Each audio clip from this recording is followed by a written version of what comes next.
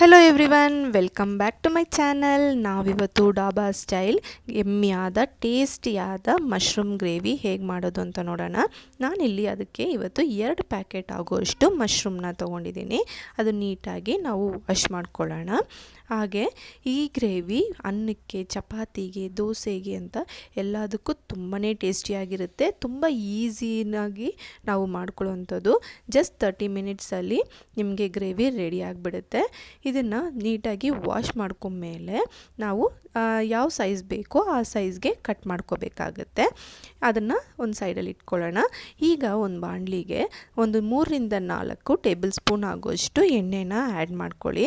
ಅದರಲ್ಲಿ ಉದ್ದಕ್ಕೆ ಕಟ್ ಮಾಡಿ ಇಟ್ಕೊಂಡಿರುವಂಥ ಆನಿಯನ್ನ ನಾನು ಚೆನ್ನಾಗಿ ಬ್ರೌನಿಷ್ ಆಗೋವರೆಗೂ ಫ್ರೈ ಮಾಡ್ಕೊಳ್ತಾ ಇದ್ದೀನಿ. ಅದು ಫ್ರೈ ಆಗ್ತಾ ಇರಲಿ. ಈಗ ಅದೇ ಟೈಮಲ್ಲಿ ನಾವು ಮಶ್ರೂಮ್ನ ಮ್ಯಾರಿನೇಟ್ ಮಾಡ್ಕೊಳ್ಳೋಣ. ಈಗ ಅದಕ್ಕೆ ವಾಶ್ ಮಾಡಿ ಇಟ್ಕೊಂಡಿರುವಂಥ ಮಶ್ರೂಮ್ಗೆ ನಮಗೆ ಎಷ್ಟು ರುಚಿಗೆ ಬೇಕೋ ಅಷ್ಟು ಉಪ್ಪನ್ನ ಆ್ಯಡ್ ಮಾಡ್ಕೊಂಡಿದ್ದೀನಿ. ಹಾಗೆ ಕಾಶ್ಮೀರಿ ಚಿಲ್ಲಿ ಪೌಡರ್ನ ಹಾಕ್ಕೊಳ್ತಾ ಇದ್ದೀನಿ. ಈಗ ಅದಕ್ಕೆ ಸ್ವಲ್ಪ ಗರಂ ಮಸಾಲೆ, ಕಾಶ್ಮೀರಿ ಚಿಲ್ಲಿ ಪೌಡರ್ ಹಾಕೋದ್ರಿಂದ ನಿಮಗೆ ಕಲರ್ ಚೆನ್ನಾಗಿರುತ್ತೆ. ಈಗ ನೋಡಿ, ಅದು ಆನಿಯನ್ ಎಷ್ಟು ಚೆನ್ನಾಗಿ ಫ್ರೈ ಆಗಿದೆ ಅದನ್ನು ಆ್ಯಡ್ ಮಾಡ್ಕೊಂಡಿದ್ದೀನಿ. ಈಗ 1/2 ಟೀ ಸ್ಪೂನ್ ಆಗೋಷ್ಟು ಜೀರಿಗೆ ಪುಡಿನ ಆ್ಯಡ್ ಮಾಡಿದ್ದೀನಿ. ಈಗ ಪೆಪ್ಪರು ಆ್ಯಡ್ ಮಾಡ್ತಾಯಿದ್ದೀನಿ. ನಿಮಗೆ ಖಾರ ಜಾಸ್ತಿ ಬೇಕು ಅಂದರೆ ಹಚ್ಚ ಖಾರದ ಪುಡಿನೂ ನೀವು ಆ್ಯಡ್ ಮಾಡ್ಕೋಬೋದು. ನಾನಿಲ್ಲಿ ಆ್ಯಡ್ ಮಾಡ್ತಾಯಿಲ್ಲ.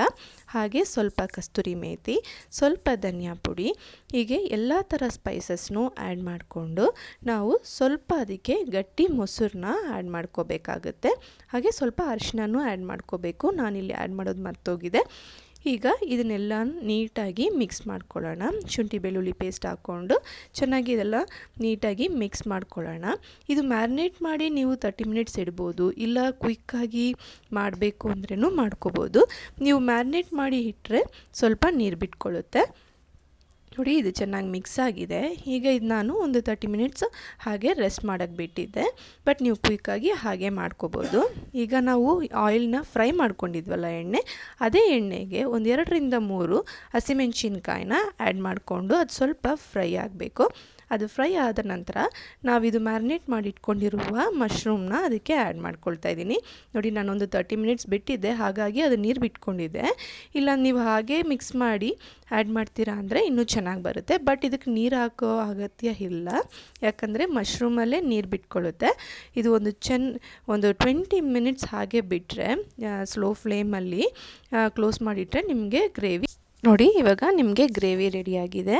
ಈ ಥರ ನೀಟಾಗಿ ಎಣ್ಣೆ ಬಿಟ್ಕೊಳ್ಳುತ್ತೆ. ಆಗ ನಿಮ್ಮ ಗ್ರೇವಿ ರೆಡಿಯಾಗಿದೆ ಅಂತ ಖಂಡಿತ ಟ್ರೈ ಮಾಡಿ ನೋಡಿ. ಹಾಗೆ